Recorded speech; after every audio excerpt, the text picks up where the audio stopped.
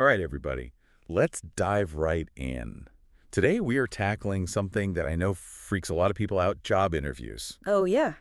And specifically, we're zeroing in on one question and how to totally nail it. You got it. That dreaded, tell me about yourself. It's Yeah. like the opening volley, right? Absolutely, it is. And for this deep dive, we're pulling insights from this really interesting podcast episode I found called Nailing the Job Interview. Ooh, I like it. Yeah, it's all about crafting a tell me about yourself answer that doesn't just answer the question, but like truly makes you memorable. That's what you want. Exactly right. So like, I'll be honest, when I first heard this whole elevator pitch concept for interviews, I was like, come on, Yeah, total BS, right? I hear ya. But this episode, honestly, it made me rethink the whole thing. Interesting. So let's break it down. Mm. What is it about this question that makes it so important? I mean, beyond just being like the go-to opener. Well, you hit the nail on the head. It's the opener, and What? it's your first impression, Yeah. and it's a chance to really grab control of the narrative. I like that, control the narrative. Right, and shape how the interviewer sees you from the get-go. Okay, so it's more than just like small talk and pleasantries. Oh, for sure. Much more. This is about strategy. Absolute. So the episode we're looking at, it really emphasizes this past, present, future structure for your response. You heard of that? Oh, yeah, it's a classic for a reason. It really works. It helps you tell a clear and concise story without rambling all over the place. Okay, so break it down for us. Sure. So the past part is all about giving some quick context.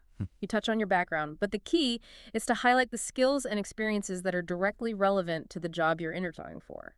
So even if you haven't like done that exact job before, you can still pull out relevant stuff. Exactly. It's all about framing. Yeah. Even if it's not a perfect match, you can showcase those transferable skills. Okay, that's smart. Yeah. I like that.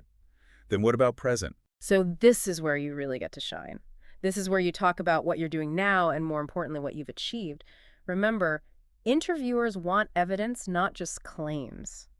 So this is where you bring in those quantifiable achievements. Oh, yeah, like that example from the episode. Yes. The person mentioned a 30% increase in customer acquisition or something. I was like, what? Exactly. Numbers like that, they jump off the page. They Yeah. show you can deliver results. Okay, that makes total sense.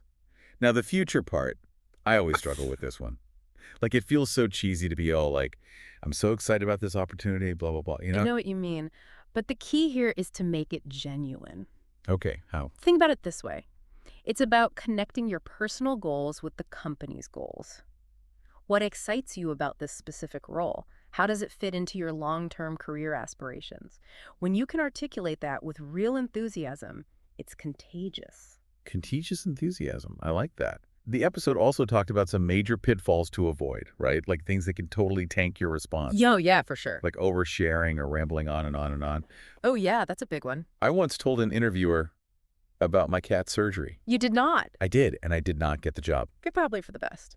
Yeah. So what's the takeaway here? The takeaway is to be concise and focused. You want to leave the interviewer wanting more, not feeling like they just got hit by a word tsunami. Okay, so it sounds like the big things are confidence, knowing your stuff, tailoring your answer, and keeping it tight. Absolutely. And remember, this response, it's not just about getting the job. It's about presenting the best version of yourself. That's a good point. It's about taking control of your story, highlighting what makes you uniquely qualified, practicing refining, and walking into that interview knowing you've got this. Boom, mic drop. There it is. Okay, this has been so helpful.